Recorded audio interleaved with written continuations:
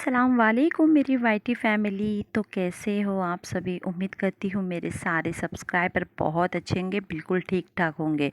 तो आज है छठा रोज़ा और आप सभी को छठा रोज़ा मुबारक। क्या हो तो 2 दिन से तबीयत इतनी ज़्यादा ख़राब हो रही थी क्योंकि पूरा बैक पेन बॉडी पेन इतना हो रहा था ना कि अपने आप को ही नहीं हैंडल कर पा रही थी, क्योंकि घर के काम इतने निकल जाते हैं जिस वजह से पूरा शेड्यूल ही चेंज हो गया है। ऑफिस का वर्क भी नहीं कर पा रही, वर्क पे कुछ सिचुएशन कोई अपडेट नहीं दे पा रही वहाँ पर। और इतनी बीमार हो जाती हूँ कि मेरा हिसाब बहुत अलग है। अगर मैं एक बार बीमार पड़ जाऊँ ना तो उस टाइम पे मैं हैंडल नहीं कर पाती अपने आप को भी, उठ के चाय तक नहीं बना पाती जल्द से जल्द। तो इतनी तबीयत मेरी आज ये ख़राब थी, फिर भी जैसे तैसे उठ। रमज़ान का मंथ है और सहरी का टाइम हो रहा है, तो मैं नहीं चाहती कि ना मेरे वजह से बच्चों के रोज़े भी छूट जाए। तो अल्लाह का शुक्र है, अल्लाह ने इतनी हिम्मत दिया है कि रोज़े रख रही हूँ, बहुत अच्छे से रोज़े जा रहे हैं। और आज सच में बोलते हैं ना, इतना बॉडी मन में एकदम वो फील हो रहा था मेरे कि एक लोनली लाइफ फील हो रही थी, अकेलेपन में। मैं सुबह उठ रही हूँ, अपने लिए कुछ नहीं ध्यान दे पा रही हूँ, अपने लिए कुछ नहीं कर पा रही हूँ लाइफ में।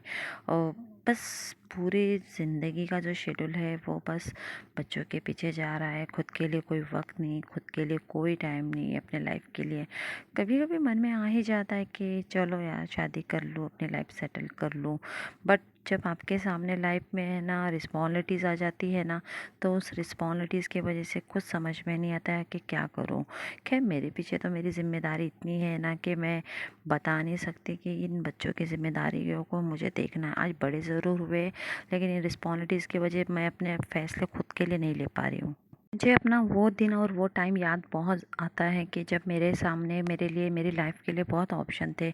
जब मैं उस लाइफ से निकल कर आई थी तो मैंने अपनी ज़िंदगी के लिए ये सोचा था कि चलो कहीं ना कहीं रिस्पॉन्सिबिलिटीज़ बच्चों की जो होती है वो हैंडल तो ज़रूर करूँगी, लेकिन थोड़ी तो अपने लिए स्पेस भी दूँ लाइफ में, ताकि मैं अपने लिए कुछ कर सकूँ, अपनी लाइफ के लिए सोच सकूँ। देखो बच्चे बड़े हो रहे ज़रूर है, बच्चे बड़े हो रहे, उनकी ज़िम्मेदारी है, सब कुछ मैं हैंडल कर रही हूँ। लेकिन कहीं ना कहीं बोलते हैं ना, वक्त ऐसे निकल जाता है, मैं अपने आप से वो वक्त के हिसाब से वो जुड़ नहीं पा रही हूँ जैसे मुझे जुड़ना चाहिए। मुझे ऐसा लगता है कि कहीं ना कहीं आप अपने बच्चों के पीछे इतनी ज़िंदगी दे रहे हो, इतना वक्त गुजार रहे हो, और लास्ट वक्त में आपके साथ ही कोई नहीं है। जब आपको लगे कि अरे आपका ख्याल रखने वाला ही कोई नहीं है। आपको क्या है, 2 वक्त की रोटी मिल रही है, खाना मिल रहा है, बस ये लाइफ नहीं होती है। इस लाइफ के अलावा भी बहुत लाइफ होती है। कहीं ना कहीं आप एक एक्सपेक्टेशन रखते हो आपके पार्टनर से लाइफ में। और अल्हम्दुलिल्लाह अल्लाह ने मुझे बोलते ना, मैंने जो अपनी लाइफ का जो डिसीजन लिया है ना, बहुत सही लिया है। क्योंकि आज आपके आखिरी बोलते हैं ना जो वक्त के पड़ाव में आपको ऐसा लग रहा है आई एम 35 ईयर्स ओल्ड, और इस एज के बेसिक पे कहीं ना कहीं मन एकदम डगमगा जाता है। लगता है कि नहीं यार, कुछ ना कुछ लाइफ में बोलते हैं ना वो है, वो लोनली होता ही है। जहाँ पर आप कंफर्टेबल नहीं कर पा रहे हो, जहाँ पर आप घूम नहीं पा रहे, फ्री नहीं हो रहे, आज़ाद नहीं हो रहे अपने लाइफ को लेकर। सीरियसली मैं बहुत ज़्यादा इमोशनल हूँ, मेरे मन में बहुत बातें आती है, लेकिन मैं अंदर ही अंदर रोते रहती हूँ। तो आज सुबह की सहरी में मैं बना रही हूँ दाल और रोटी। ऐसा तो मन ही नहीं कर रहा था, क्योंकि सबसे पहली बात है सहरी का जो भी बचा होता है बच्चे खाते ही नहीं है सहरी में। एक आधी रोटी खा लेते, फिर बोलते बस हुआ मम्मा। तो इस वजह से मेरा बनाने का मन ही नहीं करता। जोहर के टाइम दोपहर में तो कोई खाता ही नहीं है घर में, अब्बा तो बहुत कम आते हैं, इस वजह से तो दिल ही नहीं कर रहा था। और मेरा तो आज मन ही नहीं कर रहा था कि मैं सहरी करूँ, बिना सहरी करूँ। जब ज़्यादा लोड हो जाता है ना आपके बॉडी के अंदर, ऐसा लगता है बहुत ज़्यादा हैवी हो गया बॉडी और पेट भर गया है बहुत, यानी इफ्तारी करते ही वो एकदम मन भर जाता है खाते खाते। इस वजह से मेरा सच में आज दिल ही नहीं कर रहा था कि मैं आज है ना सहरी के लिए कुछ बनाऊँ बच्चों के लिए, क्योंकि बच्चे भी थोड़ा खाते, बोलते बस हो गया मॉम। और मैंने सोचा कि चलो रेहान के लिए मैं दाल बना दूँ। रेहान तो बहुत शौक से खाता था दाल, लेकिन बोलता है नहीं मम्मी। बाद में उसने बोलते ना कम से कम आधी रोटी से भी कम रोटी खाया उसने। मैंने उसको बोला भी क्यों बेटा तू ऐसा कर रहा, तो बोलते मम्मा मेरा है ना इफ्तारी से इतना पेट भरे, तो मेरी कम खाया कर बेटा, तो मैं सहरी में कम बनाती हूँ फिर। और मैं अपने लिए जो डिसीजन मैं लेने वाली थी ना, मैं उसी टाइम पे ले सकती थी, लेकिन बट है ना, जब आपके सामने उन सिचुएशन को लेकर उन जिम्मेदारियाँ आ जाती है ना, तो जिम्मेदारियों में ये समझ में आता है कि नहीं, आप एक माँ हो और आपको ये ज़िम्मेदारी निभाना पड़ेगा। चाहे कुछ भी हो, आज आपकी तबीयत अच्छी हो, ख़राब हो, कुछ भी हो, आपके पास पैसा हो या ना हो, लेकिन आप एक माँ ज़रूर हो। जिस वजह से रिलेशनशिप को अगर चलो बाजू में करके भी आप वो चीज़ों को एक माँ के रिलेशनशिप तक का आप हैंडल कर सकते थे, लेकिन मेरे सामने कोई ऑप्शन ही नहीं था लाइफ के लिए। मैं जो भी था वो बच्चों के लिए करना था, और बच्चों के लिए ही मुझे सब कुछ करना था, क्योंकि रिस्पॉन्सिबिलिटीज़ है ना मेरे ऊपर, और रिस्पॉन्सिबिलिटीज़ ना निभाओ तो लोगों की बातें, और साथ ही साथ चीज़ें तो आप समझते हो कि डिमोटिवेट कहाँ से आती। आपको पता है, ये नल्ली से कहते हैं, बचपन की बहुत यादें जुड़ी है इससे। ये चारानी की एक मिलती थी पहले, और हम लोग कितना खाते थे। मैं बीमार भी पड़ जाती हूँ ना, तो मेरे लिए कोई छुट्टी नहीं होती है, मुझे हर चीज़ का काम करना पड़ता है।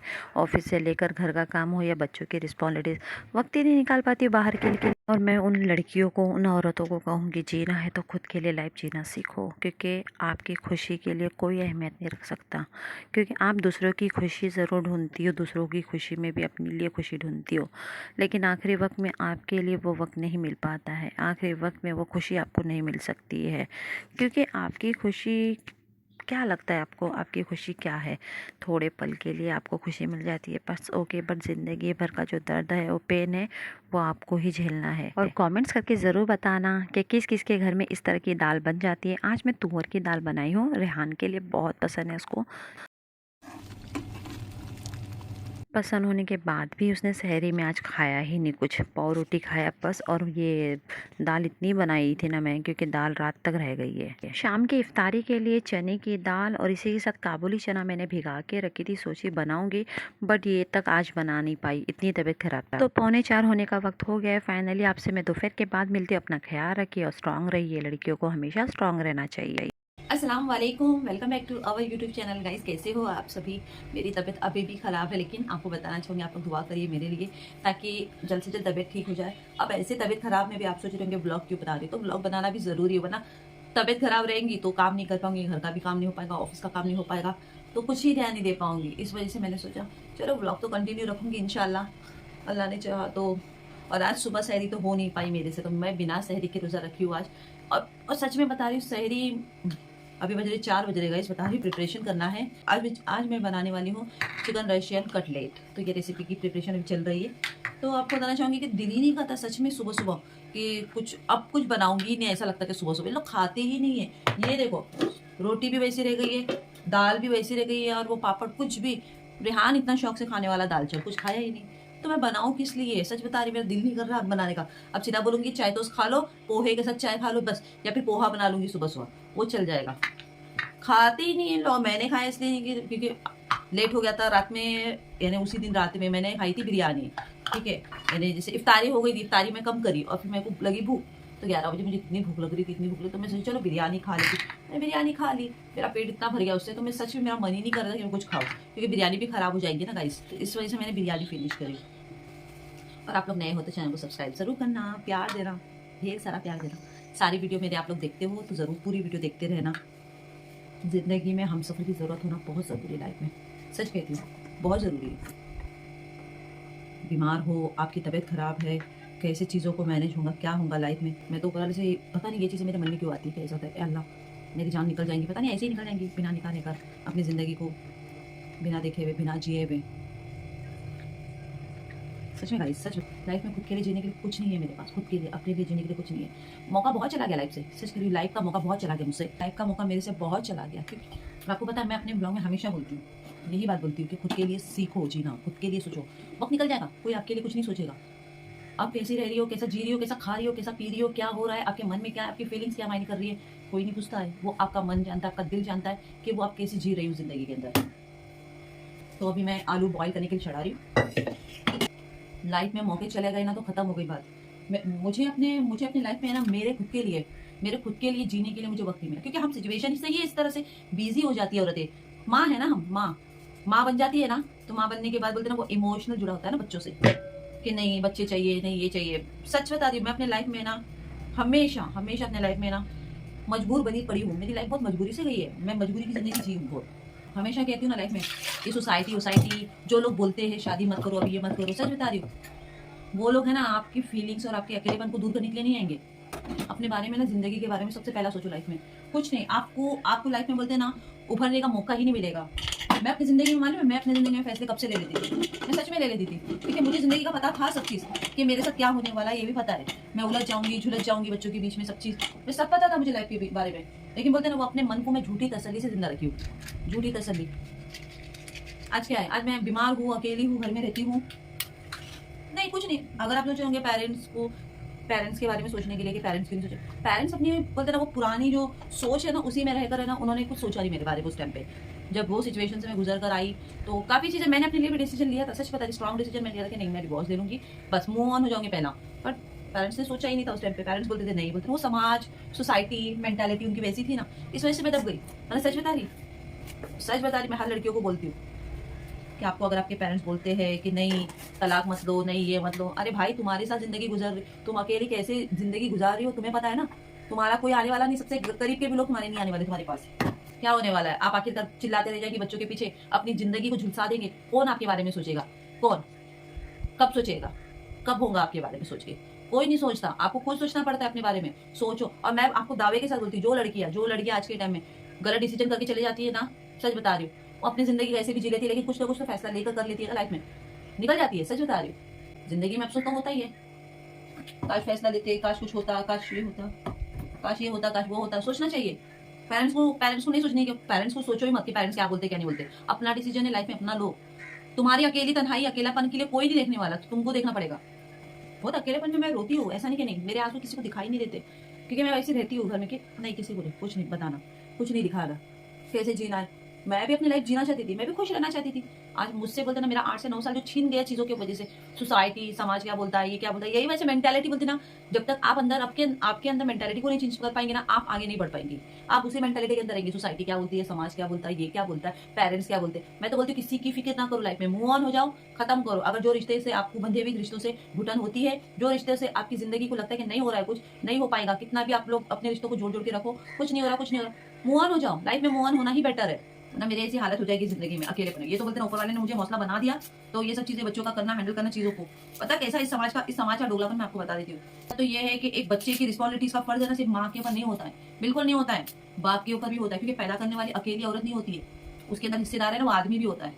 पर ये सोसाइटी के अंदर बोलते ना, अगर आप कोई फैसला लेकर करती हो तो लोगों को आप ऐसा लगता है कि लोगों को कि नहीं आपने फैसला ले लिया ना, अब आप ही देखो और सामने वाले का कोई फर्ज नहीं रहेगा। ये सोसाइटी है, मेंटालिटी जो आपके घर तक पहुंच जाती है, ये मेंटालिटी। मैंने हर वक्त कहा था कि नहीं, उससे भी पैसे का यानी बाप है, करेगा, उसके पास जोर डालेगी, दबाव डालेगी तो, लेकिन नहीं बोलते ना, चल रहा है सो चल रहा है, चलो। लाइफ के अंदर हर पड़ाव में अगर आप पार भी हो जाती हो ना, बच्चों को लेकर इतना सफल होकर आती हो ना, कि नहीं बच्चों को अपने लेकर बच्चों को लेकर आप इतना सक्सेस होकर आती हो, इतने साल बड़ा होकर भी आती हो ना, तो लास्ट में आपको क्या मिलेगा मालूम है? ठेंगे वाला क्रेडिट मिलेगा, ठेंगे का, ये ठेंगे वाला क्रेडिट मिलेगा। क्योंकि आपने तो कुछ नहीं किया ना उसके लिए, बच्चों के लिए आपने क्या है, आपने गम नहीं देखा ना, आपने वो परेशानी नहीं देखी जिस जो परेशानी बच्चों के लिए आती होती है। एक अकेली और कहीं भी खाके गुजारा कर लेती है, लेकिन अगर बच्चों की जिम्मेदारी होती है ना उसके ऊपर, तो बच्चों की जिम्मेदारी में वो नहीं कर पाती है, बच्चों की जिम्मेदारी में औरत नहीं कर पाती है। आखिर आपका आखिरी एंड आने तक का है ना, आपके पास कोई नहीं रहने वाला है सिवाय आपके लाइफ पार्टनर के। आखिरी समय की बात करें, वो भी वो ऐसा लाइफ पार्टनर जो आपकी जिंदगी की अहमियत रखता हो, जो आपके लिए तड़पता हो, जो आपकी जिंदगी की अहमियत सोचता है कि आप किस तरह की सर्वाइव कर पाई लाइफ में। बच्चे बड़े हो जाएंगे, मूव ऑन हो जाएंगे, चले जाएंगे, आपने अपने लिए क्या किया? कुछ भी नहीं, कुछ भी नहीं किया आपने अपने लिए।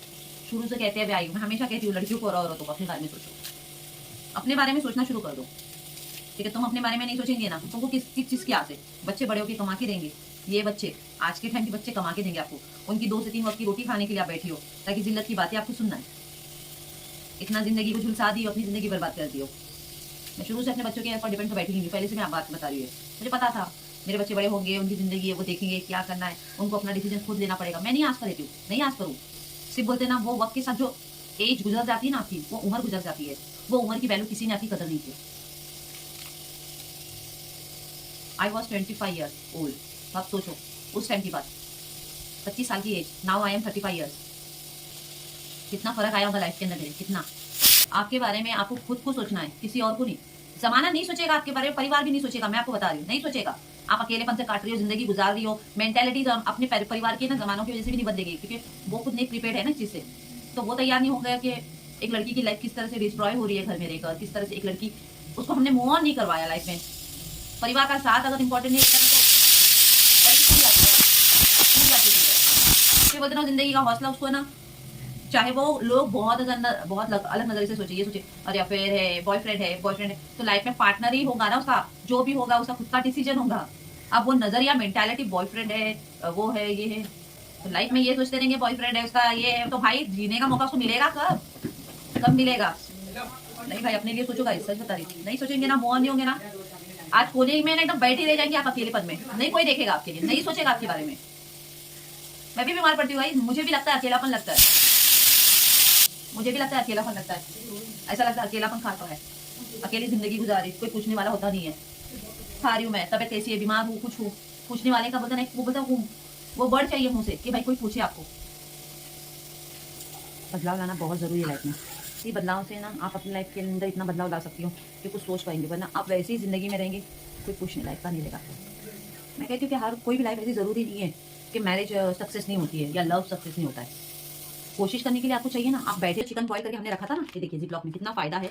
अभी मैं इसमें से भी निकालूंगी जो हमें बनाना है चिकन रशियन कटलेट, उसके लिए तो बहुत बेनिफिट है सच में, बॉईल करके रख लो, बेटर है, 1 वीक के लिए वो भी चलेगा। और ये देख सकते हो मटर, हमने फ्रोजन मटर करके रखे थे, तो इसे इसका भी आज काम है कटलेट बनाने के लिए, चलिए इसे भी इस्तेमाल करेंगे। गाइस प्रिपरेशन पूरी रेडी हो चुकी है चिकन रशियन कटलेट बनाने के लिए। बहुत सिंपल और इजी तरीके से जरूर ट्राई करना ये रेसिपी, लेकिन मैं जैसे बता रही हूँ उस हिसाब से, और सारे जो आइटम है जो आपने प्रिपरेशन किया होगा, जो मैंने आपको बताया था, सारी चीज़ों को उबाल कर बॉईल करके कैसे रखना है प्रिपरेशन रमजान के पहले, तो उसी चीज़ों की जरूरत पड़ी है हमें। सिर्फ कुछ चीज़ 19-20 बाहर से लाना होता है, जैसे अंडे वंडे, अगर ये रहे तो वो लेके आइए। बाकी मैं प्रिपरेशन बता देती हूँ क्या है और कैसे करना, और प्लीज चैनल को सब्सक्राइब जरूर करना, प्यार देते हुए जाइए। चलिए इंग्रीडियंट्स पे नजर डालते हैं कि मैंने क्या क्या लिया है। तो सबसे चिकन रशियन कटलेट बनाने के लिए मैंने लिया है बॉईल किए हुए आलू, आप 2 साइज के, बड़े साइज के भी ले सकते हो, लेकिन मैंने एक ही ली हूँ, वो बड़ा साइज का आलू। ये बॉईल किया हुआ, जैसे कि मैंने आपको बताया था, फ्रोजन करके रखी थी मैंने चिकन को, तो वो मैंने डीप फ्रीज से आज निकाली हूँ। इसे थोड़ा सा मैंने सिर्फ गर्म करी हूँ कुकर के अंदर, उसी के साथ सेवई, भुनी हुई सेवई आपको लेना है। फिर मैंने ली हूँ 2 अंडे, ये भी मैंने मटर को जो है वो फ्रोज करके रखी थी फ्रिज के अंदर, डीप फ्रिज के अंदर, सिर्फ थोड़ा सा गर्म करी हुई निकाल कर। इसी के साथ साथ एक चीज लेना है, चीज ले सकते हो या स्किप भी कर सकते हो, अमूल मस्का, मैं ऑयल की जगह थोड़ा सा अमूल मस्के का यूज करूंगी थोड़ा सा। मसालों में मैंने क्या क्या लिया है, जीरा पाउडर, धनिया पाउडर, रेड चिली, गरम मसाला, थोड़ा सा आधे से कम चम्मच में गार्लिक जिंजर का पेस्ट, शिमला मिर्च, हरी मिर्च, एक बारीक कटा हुआ प्याज, कोथिमीर और नमक स्वाद अनुसार। तो आपको बताना चाहूंगी इस प्रिपरेशन में आप अपने हिसाब से वेजीज ऐड कर सकते हो, जैसे कि गाजर हो सकती है और पत्ता गोभी, आप अपने हिसाब से वेजीज ऐड कर सकते हो। चलिए प्रिपरेशन रेडी, प्रिपरेशन करना शुरू कर देते हैं, लेट्स गेट स्टार्टेड। तो सबसे पहले प्रिपरेशन में हमने गैस ऑन किया है और रखी है पतीली। अभी मैं इसमें ऐड करूंगी सबसे पहले बटर, और इसमें बटर ऐड करने के बाद मैं चिकन जो है उसे अच्छी तरह से पकने दूंगी, और साथ ही साथ उसमें ऐड करूंगी ये मटर, ये ऐड करके इसे अच्छी तरह से भून लेना है। देख सकते हो माशाल्लाह महक बहुत अच्छी आ रही है। इसे अच्छी तरह से 2 मिनट के लिए पकने देना है, क्योंकि जो बटर है उसे अच्छी तरह से इसमें मिक्स करवाना है। साथ ही साथ अगर आपको मटर इस तरह से स्मैश भी करना है तो कर सकते हो, उसके अंदर ही इस तरह से कर लेना है, बीच बीच में थोड़े थोड़े टुकड़े। अभी ऐड करना है काली जिंजर का पेस्ट, और साथ ही साथ हरी मिर्च ऐड करके इसे मिक्स कर लेना है। तो अभी आप देख सकते हैं मैंने शिमला मिर्च भी इसे ऐड कर लिया है, सिर्फ 1-2 मिनट इसे पकने देना है, ज़्यादा देर नहीं। ऑलरेडी सारे टेक्सचर तो हमारे पक चुके हैं, सिर्फ शिमला मिर्च थोड़ी सी कच्ची रहती है, इस वजह से भूनने के लिए मैंने ऐड कर दी। तो अभी हम सारे मसाले ऐड करेंगे, जैसे कि गरम मसाला, धनिया पाउडर, मिर्ची पाउडर, जीरा पाउडर, और इसी के साथ ही सॉल्ट ऐड करके मिक्स कर लेंगे। तो आप देख सकते हैं टेक्सचर को कुछ आंच मीडियम में ही रखना है आपको, ज़्यादा फास्ट आंच नहीं करना है। इसे अच्छी तरह से हम मिक्स होने देंगे। हम ऐड करेंगे आलू, जिसे अच्छी तरह से स्मैश करेंगे इसके अंदर। तो देख सकते हो कुछ इस तरह से ये टेक्सचर हो चुका है पूरी अच्छी तरह से, इसे ठंडा होने देना है। अभी फिलहाल मैं इसमें ऐड करूंगी ये चीज़, जो मैंने अपनी तरफ से मोज़रेला जो चीज़ था तो वो ऐड करूंगी। आप ऐड भी कर सकते हो या स्किप भी कर सकते हो। तो इस तरह से इसे ठंडा होने देना है। वो ठंडा हो चुका है अच्छी तरह से। नमक अंदाजे से डालना है, क्योंकि मैं रोजे से हूँ और आप लोग भी रोजे से रहेंगे, तो मिस्टेक मत करिए। तो इस तरह से आपको अपने हिसाब से साइज़ में लेना है, इस तरह से अच्छी तरह से। इसे अंडे में पहले डालूंगी, अंडे में मैंने सॉल्ट ऐड करके इसे फेंट ली थी, और तो इसे सेवई में अच्छी तरह से ये कर लेना है, पूरा ऊपर से कोटिंग करके लेना है। सेवई पे अच्छी तरह से कोटिंग कर लेना है आपको, और यहाँ पर आपको इस तरह से रख लेना है। इसी तरह हम सारे बना लेंगे। देख सकते हो कुछ इस तरह से मैंने ये कोटिंग करके रखी हूँ सेवई की, इसी तरह से आपको करके लेना है। अभी हम इसे फ्राई करेंगे सुनहरा कलर आने तक का। तो अभी आप देख सकते हो मैंने कढ़ाई में ऑयल ऐड कर दी हूँ, और यहाँ पर हमारे जो कटलेट है रशियन कटलेट, वो मैंने इस तरह से प्रिपरेशन कर चुकी हूँ। आप अपने हिसाब से साइज़ में करिए जितना आपको ठीक लगे। और ऑयल को ज़्यादा बॉयल नहीं करना है, हमें मीडियम आंच पर रखकर ही ऑयल को गर्म करना है और ये जो कटलेट है उसे अच्छी तरह से फ्राई कर लेना है। माशाल्लाह हमने इसमें ऐड कर लिया। बिल्कुल मीडियम आंच पे आपको पकाना है, वरना आंच एकदम फास्ट करने पर ये सेवई जो है ना बहुत जल्दी जल्दी जल जाती है और काली हो जाती है। तो हमें थोड़ा ब्राउन टाइप में चाहिए, तो मैंने आंच को एकदम मीडियम रखी हूँ और आप देख सकते हो माशाल्लाह बहुत जल्दी बन जाती है, झटपट बन जाती है चिकन रशियन कटलेट। इसे ज़रूर आप ट्राई करिए। तो ये देखिए 1 मिनट के बाद कुछ इस तरह से कलर आ गया है। आंच को बिल्कुल फास्ट नहीं रखना है, वरना काले काले हो जाएंगे पूरी सेवई जल्दी। तो इस तरह से आपको ट्राई करना है। इसी तरह से सारी प्रिपरेशन में जल्दी जल्दी बना लेती हूँ। देख सकते हो माशाल्लाह हमारे कटलेट अच्छे से चिकन रशियन कटलेट हो चुके हैं। ये देखिए कुछ इसी तरह से सुनहरे में आपको फ्राई कर लेना है। अभी मैं जल्दी जल्दी सभी फ्राई कर लेती हूँ क्योंकि इफ्तारी का वक्त होते हुए जा रहा है। तो आप देख सकते हो माशाल्लाह हमारे चिकन रशियन कटलेट रेडी हो चुके हैं। जरूर ट्राई करना। और ये देख सकते हो मैंने चीज़ ऐड करी तो किस तरह से मेल्ट हो रहा है। इसे ट्राई जरूर करना और ज़्यादा से ज़्यादा चैनल को लाइक शेयर सब्सक्राइब जरूर करना, कमेंट जरूर करना आपको पसंद आई तो ये वीडियो। तो उम्मीद करती हूँ आपको चिकन कटलेट की रेसिपी कैसी लगी। मुझे जरूर कॉमेंट्स करना, ज़्यादा प्यार देना मेरे चैनल पर। आप लोगों का कॉमेंट्स और आप लोग सब्सक्राइब करते हो तो इतनी खुशी मिलती है अल्हम्दुलिल्लाह कि आप लोग इतना ही प्यार मुझे आगे भी देते हुए चाहिए और ऐसे ही प्लीज सपोर्ट करते हुए जाइएगा। आप लोग सब्सक्राइब नहीं करते हो, सब्सक्राइब जरूर करना। Don't forget to subscribe, like to share and subscribe my YouTube channel. और इस तरह की रेसिपी जरूर आएगा। और हाँ, अपने बारे में जरूर सोचना, लाइफ के बारे में। अपने लिए नहीं कदम उठाएंगे ना तो लाइफ में ना बोलते ना वो अकेलापन, वो जिंदगी का अपन रहेगा ही रहेगा जरूर। तो प्लीज खुश रहना, आबाद रहना और जिंदगी खुल के जीना। तो मिलते हैं हमारे नए ब्लॉग के साथ। दुआ में याद रखिए और अपना ख्याल रखिए। Bye everyone, take care.